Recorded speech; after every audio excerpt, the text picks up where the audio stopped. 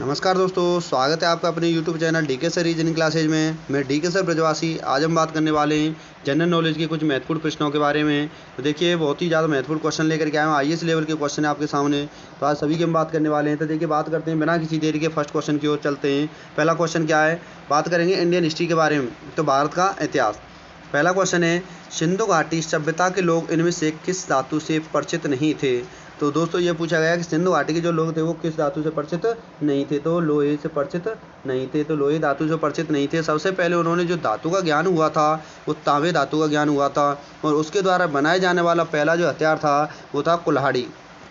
Second question है, कौन सा सिंधु घाटी सभ्यता का बंदरगाह था। तो सिंधु घाटी सभ्यता के बंदरगाह के बारे में पूछा गया है। तो दोस्तों सिंधु घाटी की सभ्यता का जो बंदरगाह था वो था लोथल। कौन सा था? लोथल। नेक्स्ट क्वेश्चन है, विशाल स्नानागार सिंधु घाटी सभ्यता के किस स्थान पर पाया गया है।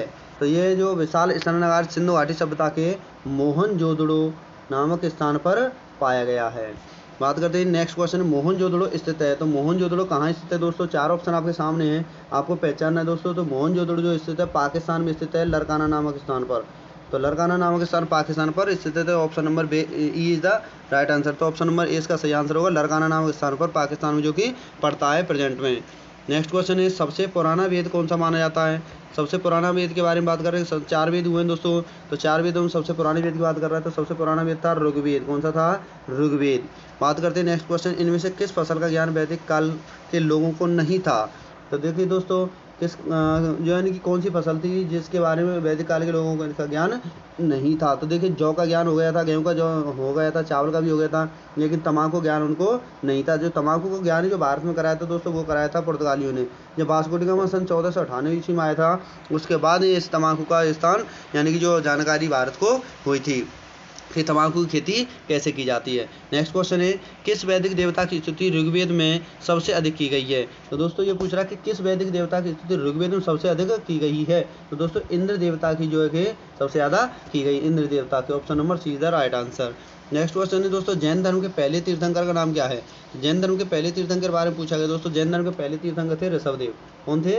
ऋषभदेव। अब बात करते हैं, अगर 23वें तीर्थंकर अगर वो पूछ लेता है कि 23वें तीर्थंकर कौन थे, तो कौन थे? पार्श्वनाथ। कौन से थे? पार्श्वनाथ। दोस्तों अब बात करते हैं, जैसे वो पूछ लेता 24वें तीर्थंकर कौन थे, तो 24वें तीर्थंकर की अगर वो बात कर लेता वो होते महावीर स्वामी। कौन थे? महावीर स्वामी। अगर वो बात कर लेता कि जैन धर्म के अंतिम तीर्थंकर कौन थे, तब भी ये महावीर स्वामी ही थे। नेक्स्ट क्वेश्चन है दोस्तों, महावीर स्वामी का प्रमुख शिष्य कौन था। तो महावीर स्वामी का जो प्रमुख शिष्य था दोस्तों वो था जामाली। कौन था? जामाली। यही इनके जो है प्रमुख शिष्य थे। नेक्स्ट क्वेश्चन है, इनमें से किसका जन्म व मृत्यु वैशाख पूर्णिमा के दिन हुआ था। तो यानी कि इनमें से कौन है जिनका जो जन्म वो वैशाख पूर्णिमा के दिन हुआ था दोस्तों। तो ये थे बुद्ध जी। कौन थे? गौतम, ये महात्मा बुद्ध जी। नेक्स्ट पॉइंट है दोस्तों, किस स्थान पर सिकंदर की मृत्यु हुई थी। तो दोस्तों ये पूछ रहा है कि सिकंदर की मृत्यु किस स्थान पर हुई थी। ये कहाँ हुई थी? बेबीलोन में। कहाँ हुई थी? बेबीलोन में। दोस्तों बहुत ही ज़्यादा very very most important question है, तो देखते चलिए, एक एक क्वेश्चन को बड़े ध्यान से समझिए। बहुत ही ज़्यादा मोस्ट इंपॉर्टेंट क्वेश्चन लेकर के आया हूँ आपके सामने।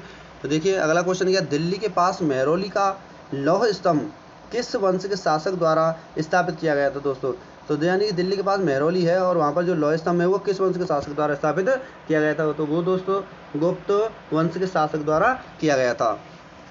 तो बात करते हैं नेक्स्ट क्वेश्चन है, आर्यभट्ट व बारहमीर किसके समकालीन थे। आर्यभट्ट वो जो बारहमीर किसके समकालीन थे दोस्तों। तो ये भी गुप्त वंश के ही समकालीन थे दोस्तों। ये जो गुप्त वंश है इसी के समकालीन दोनों ही थे।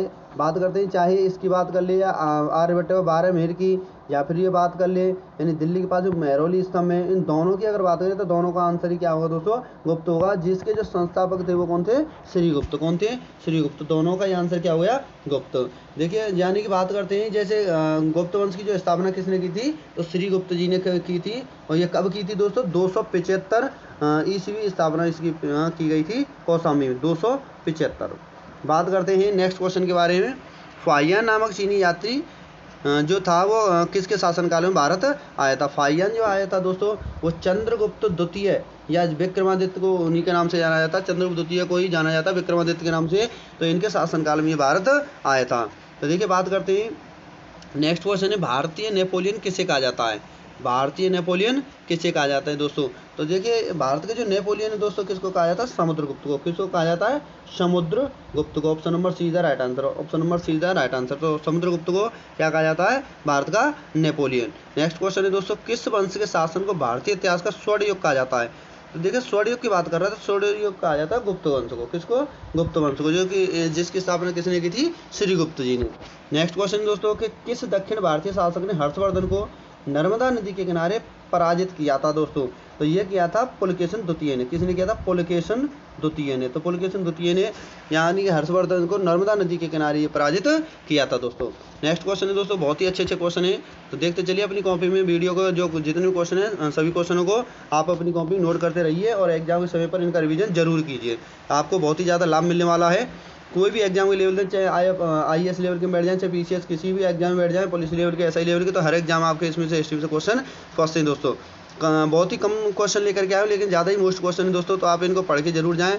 देखिए अगर इनको पढ़ लेंगे तो कोई घाटा नहीं होगा, तो लेकिन वीडियो को शुरू से लेकर एंड तक देखें जिससे कि आपका कोई क्वेश्चन छूटे नहीं। अब देखिए अगला क्वेश्चन है, हर्षवर्धन के साम्राज्य की राजधानी कहाँ थी? तो देखिए दोस्तों हर्षवर्धन के जो साम्राज्य की जो राजधानी थी वो थी कन्नौज में। कहाँ थी? कन्नौज में।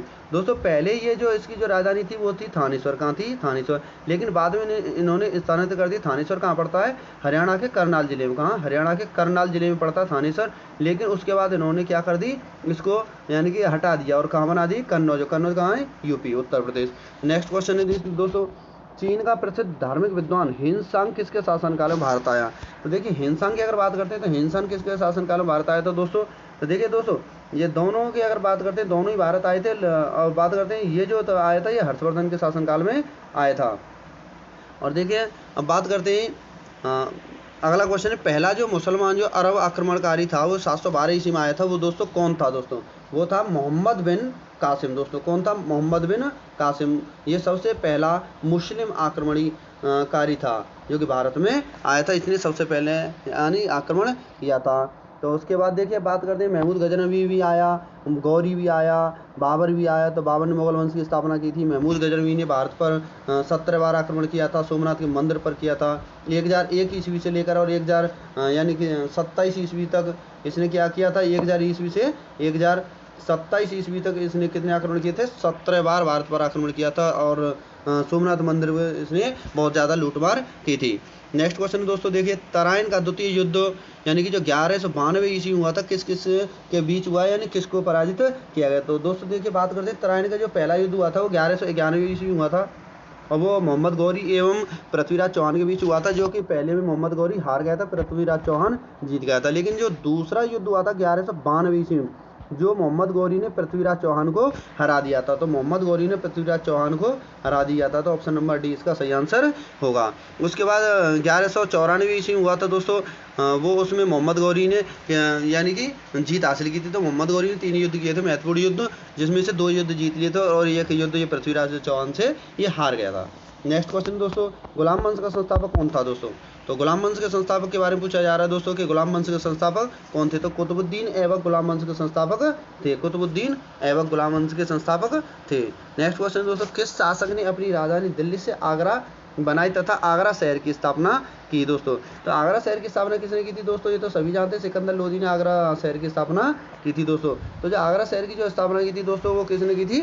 सिकंदर लोदी ने आगरा शहर की स्थापना की थी। और दोस्तों ये कब स्थापना की थी? 1504 में। 1504 में आगरा की स्थापना की थी और इन्होंने क्या किया था? राजधानी दिल्ली से आगरा बनाई तथा आगरा शहर की स्थापना की थी। नेक्स्ट क्वेश्चन है दोस्तों, भारत में सूफी संप्रदाय के संस्थापक कौन थे? भारत में सूफी संप्रदाय के संस्थापक कौन थे? तो देखिए कितना बेहतरीन क्वेश्चन दोस्तों। प्रसिद्ध यानी कि भारत में सूफी संप्रदाय के जो संस्थापक थे वो कौन थे? ख्वाजा मोइनुद्दीन चिश्ती। तो option number C is the right answer, Khwaja Moinuddin Chishti. देखिए दोस्तों अगला क्वेश्चन है, प्रसिद्ध फारसी त्योहार नवरोज का प्रवर्तन किसने किया? तो ये जो प्रसिद्ध जो फारसी जो नवरोज यानी कि जो त्यौहार था इनका प्रवर्तन जो किया था वो किसने किया था दोस्तों? तो ये बात करते हैं सबसे ज़्यादा वेरी मोस्ट इंपॉर्टेंट क्वेश्चन है, जो नवरोज जो प्रवर्तन है ये किया था दोस्तों बलबन ने। किसने किया था? बलबन ने। अब बात करते हैं नेक्स्ट क्वेश्चन के बारे में बढ़ने वाले हैं हम। अगला क्वेश्चन देखिए बहुत ही ज़्यादा सुपर क्वेश्चन है, ये कई बार और कई प्रकार से पूछा गया है, अलग अलग प्रकार से पूछा जाता है। कि निम्नलिखित में से विजयनगर राज्य का प्रथम जो राजवंश था वो कौन था? यानी निम्नलिखित से जो विजयनगर राज्य का जो प्रथम राजवंश कौन सा था दोस्तों? तो देखिए दोस्तों ये था संगम। कौन था? संगम। बात करते हैं विजयनगर, अगर ये पूछ ले तो विजयनगर की स्थापना किसने की थी? तो ये की थी हरिहर और बुक्का ने। किसने की थी? हरिहर और बुक्का ने इसकी स्थापना की थी। अब बात करते हैं कि पानीपत की पहली लड़ाई कब लड़ी गई थी? तो पानीपत की जो पहली लड़ाई लड़ी गई थी दोस्तों, ये लड़ी गई थी 1526 में। 21 अप्रैल 1526 ईस्वी को पानीपत की पहली लड़ाई लड़ी गई थी। और दूसरी की अगर बात करते हैं दोस्तों तो 1556 में इसकी दूसरी लड़ाई लड़ी गई थी। और तीसरी की बात करते हैं तो 1761 में यह लड़ाई तीसरी लड़ी गई थी दोस्तों। तो बात करते हैं पानीपत की जो पहली लड़ाई जो लड़ी गई थी, जो पहली लड़ाई थी वो किस किस के मध्य हुई थी? वो बाबर ने इब्राहिम लोदी को हराया था। और दूसरी जो लड़ाई हुई थी उसमें अकबर ने हेमू को हराया था। और दोस्तों जो 1761 में जो तीसरी लड़ाई हुई थी उसमें अहमद शाह अब्दाली ने मराठाओं को पराजित किया था बुरी तरह से। तो देखिए दोस्तों अगला क्वेश्चन है, बहुत ही सुपर क्वेश्चन है दोस्तों, कि 1852 ईस्वी में दीन इलाही की स्थापना किसने की थी? तो दोस्तों ये तो बहुत ही अच्छा क्वेश्चन है, इसको तो सभी जानते होंगे कि अकबर ने दीन इलाही धर्म की स्थापना की थी। और अकबर ने ही किसका निर्माण कराया था? फतेहपुर सीकरी के, यानी जो दरगाह है फतेहपुर सीकरी का निर्माण इसने कराया था। और बुलंद दरवाजे का निर्माण भी इसने कराया था। नेक्स्ट क्वेश्चन है दोस्तों, देखिए हल्दी घाटी का युद्ध जो हुआ था उसके बारे में क्वेश्चन पूछा गया कि हल्दी घाटी का युद्ध 1576 ईस्वी में महाराणा प्रताप के विरुद्ध अकबर की सेना का नेतृत्व किसने किया था? तो देखिए इसका जो नेतृत्व की अगर वो बात कर रहा है दोस्तों तो ये मान सिंह ने किया था। किसने किया था? राजा मान सिंह ने उसका नेतृत्व किया था। तो देखिए दोस्तों लास्ट क्वेश्चन है, सो बहुत ही ज़्यादा बेहतरीन क्वेश्चन है दोस्तों, कि निम्न में से कौन सी इमारत शाहजहां ने बनवाई थी? तो निम्न में से जो शाहजहां ने जो इमारत बनवाई थी दोस्तों वो कौन सी वो थी जो इमारत बनवाई थी?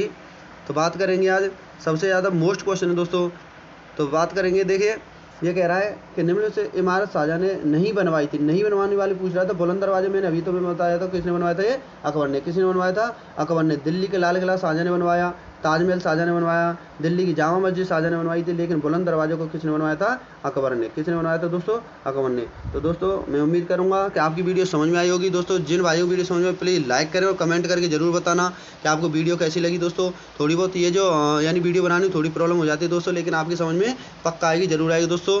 तो बात करते हैं, जो भी भाई पहली बार वीडियो को देख रहे हैं तो प्लीज़ चैनल को सब्सक्राइब करें, लाइक करें और कमेंट करके जरूर बताएं कि आपकी वीडियो कैसी लगी दोस्तों।